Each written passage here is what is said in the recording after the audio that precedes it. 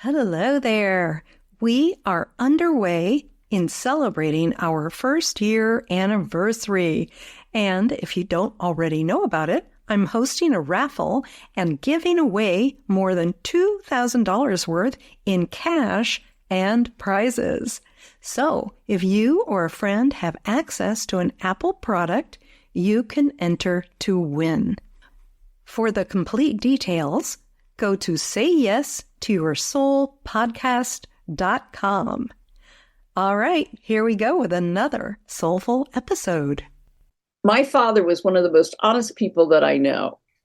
My husband, on the other side, comes from a family that likes a little larceny. Do you know? I mean, it's like, they'll take a towel from a hotel and, that kind of stuff. And it's really weird that even on a small level, it's like, don't do that.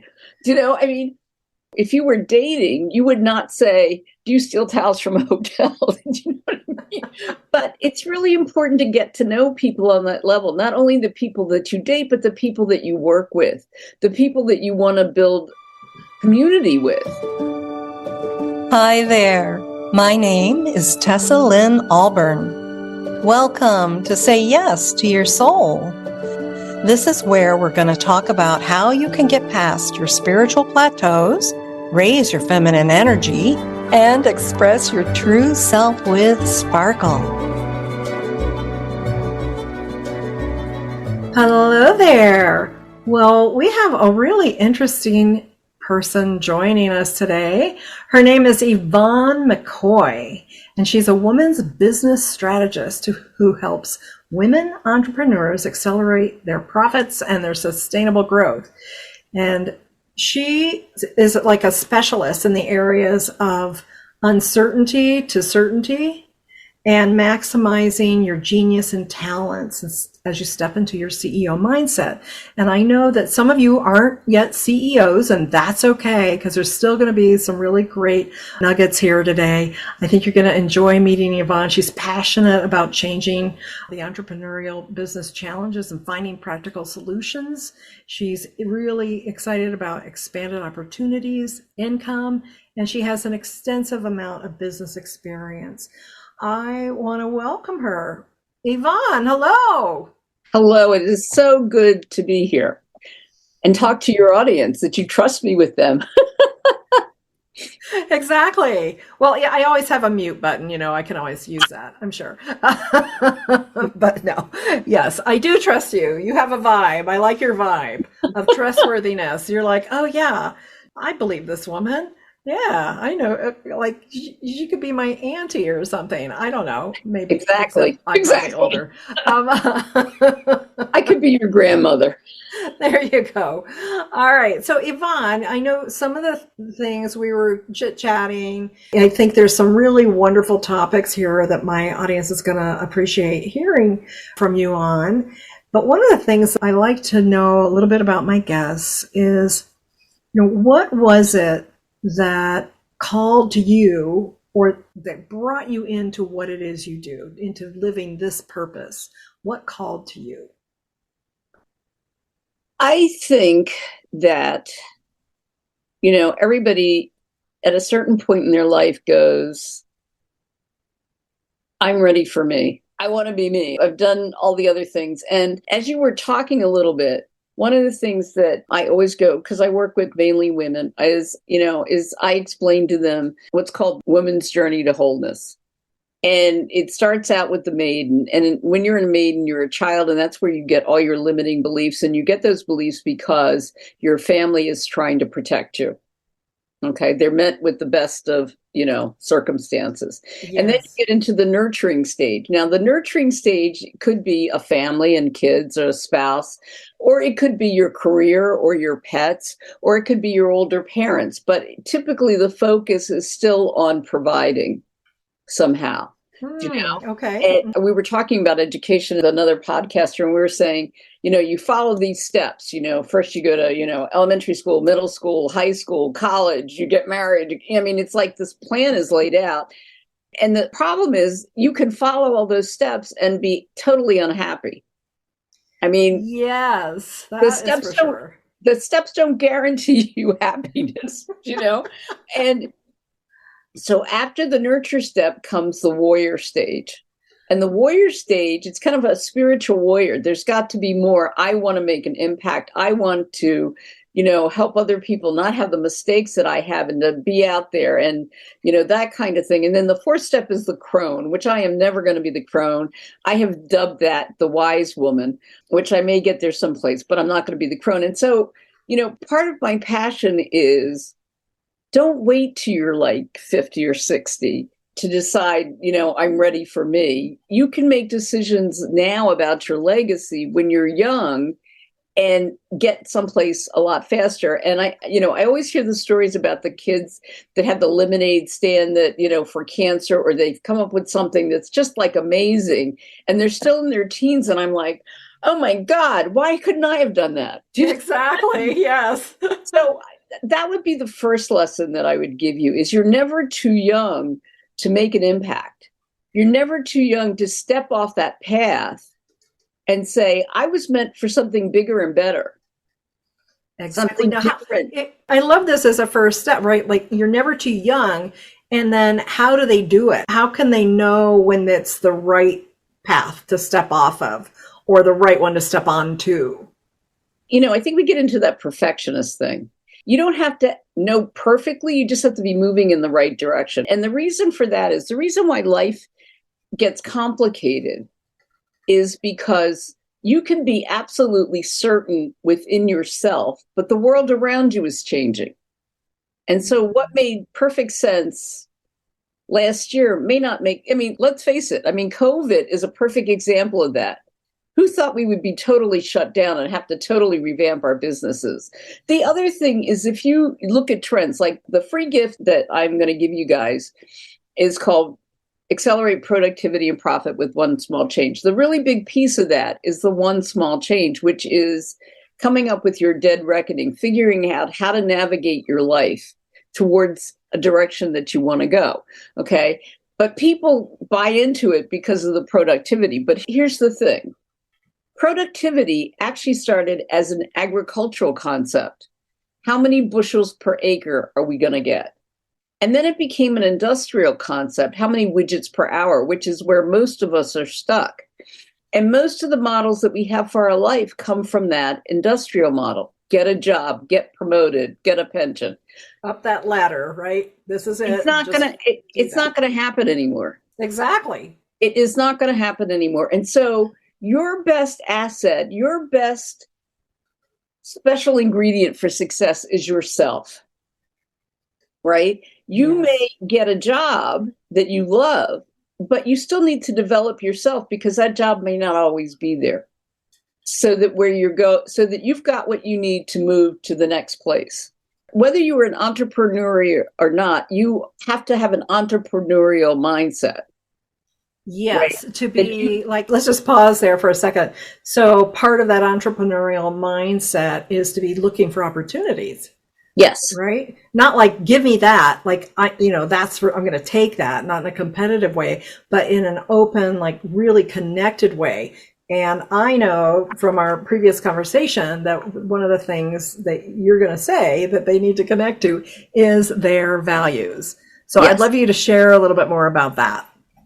I don't think that decades ago, and, that people had some basic values, but they didn't always use them, I don't think, to really guide them.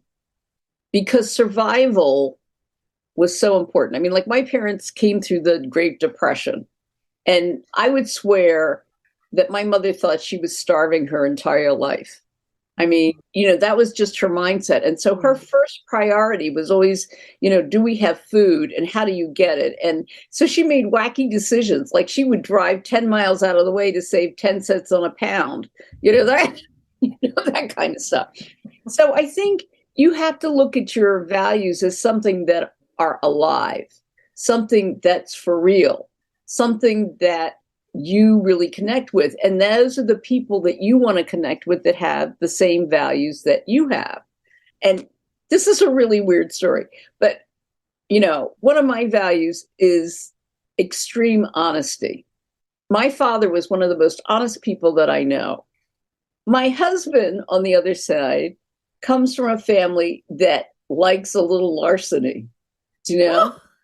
I mean, it's like, they'll take a towel from a hotel and, that kind of stuff. And it's really weird that even on a small level, it's like, don't do that. I mean, if you were dating, you would not say, do you steal towels from a hotel? You know what I mean? But it's really important to get to know people on that level, not only the people that you date, but the people that you work with, the people that you want to build community with, right? Because there are some lines that you're not going to cross. I mean, the big ones are easy. We're not robbing banks. We're not Right. But murdering when people. you're really like, this is great because when you're in relationship with people and you're wanting to align and receive support and give support and create something, if you're in the wrong support group or you've made connections with people that you're just not really vibing with or gelling with, then what you're going to create is going to have a bad smell. And, that never goes away. You are constantly going to be tested on your values. I mean, something happened recently where I was in a summit. I felt like there was somebody that was doing stuff. And I was kind of like, okay, I'm not liking the vibe. Do I stand up for myself and make a stink, kind of? Or do I step back and respect the person whose summit it is and not ruin their summit? I mean, not that I would have ruined it from what I was doing, but you look at those things and I'm like, okay, I'm just going to go with the flow. I'm going to contact this person outside the summit and say, I really don't like what you did. Right? I love that. So you were professional about it.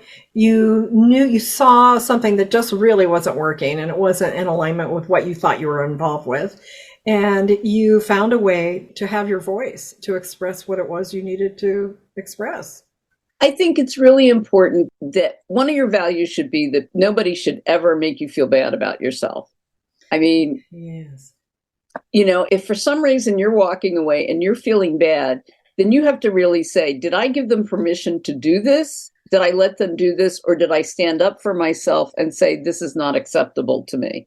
And so having boundaries, knowing your values and having boundaries are really hard. And they're particularly hard in relationships because, I think that as women, we are nurturers. And so we go, oh, they can't help themselves or they need my help or, whatever.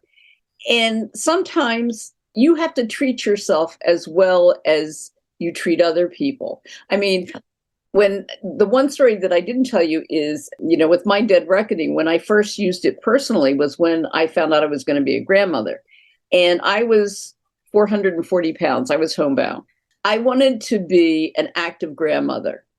I mean, doctors had said, you're going to die if you don't do something, you have to lose weight, but that was the thing that was important to me is I wanted to be around to see this kid grow up. And I wanted him to say, I had a great time with my Nana and pop and stuff like that.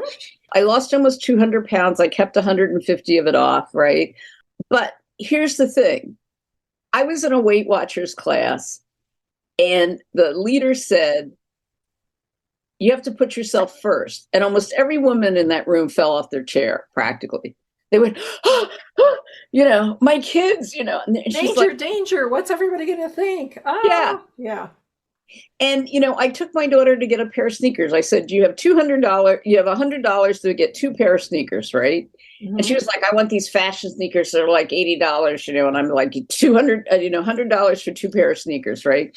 And because she's a clever little thing, she went to the bonus shelf and found herself something for $19, and meanwhile, I'm like looking around for the cheapest sneakers that I can find. And at that time I was trying to start exercising, right? Yeah. And my feet were swelling up and I actually needed good, sturdy sneakers. Yes. Yeah. And I'm like, I'm paying $80 for her so she can have fashion and I won't pay $80 for me so I can have it was the first time that it really slapped me in the face. Like, treat myself as well as I let other people be treated. Yes. Absolutely. And because when you're not doing that, you're actually not in integrity with your own values. That's true. We can't have both. We can't say, oh, it's this way for somebody else, but it's not that way for me, and I'm okay with that. That's a cop out. And I love how, you have this story of the sneakers and you saw yourself in that moment. So what did you wind up doing, Yvonne?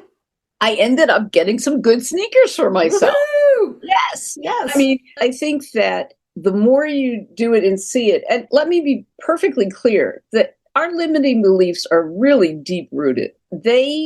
Even though you say, oh, I see this, they pop up in different situations. I mean, one of the ones that I have hated that I've had my entire life, is that feeling that I'm a fraud or I'm not good enough. And so when anybody says to me, that is a great idea, you are brilliant, I can't believe, whatever, my reaction, my knee-jerk reaction was, what's wrong with them?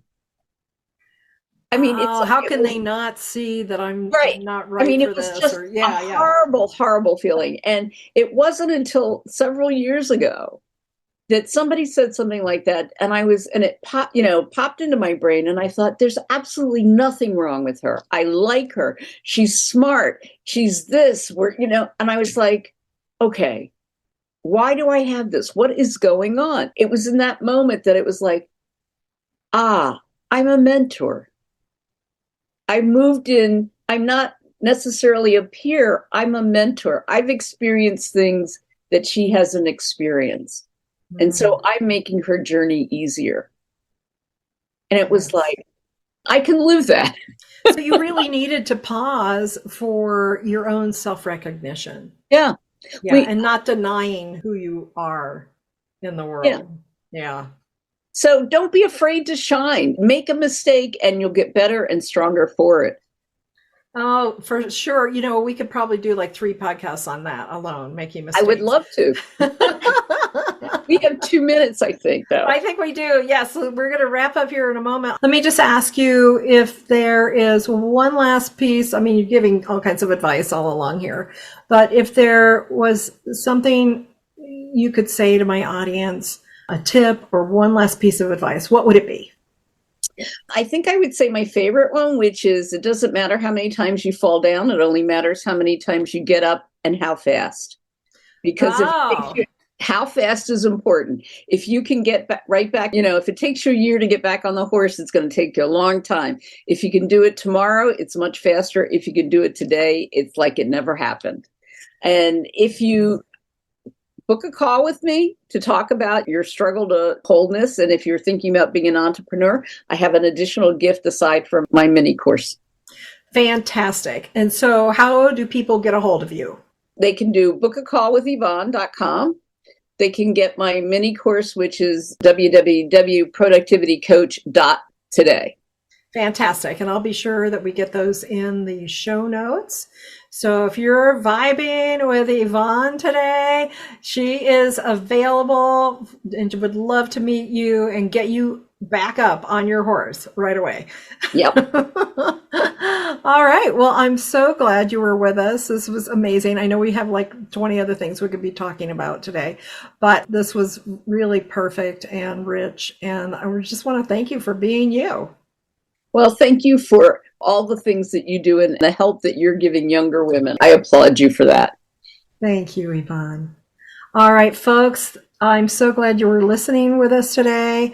As you know, I just want to send you blessings and some rainbow light, filling you up, expanding your energy of goodness and kindness to yourself and to the world. Bye-bye for now.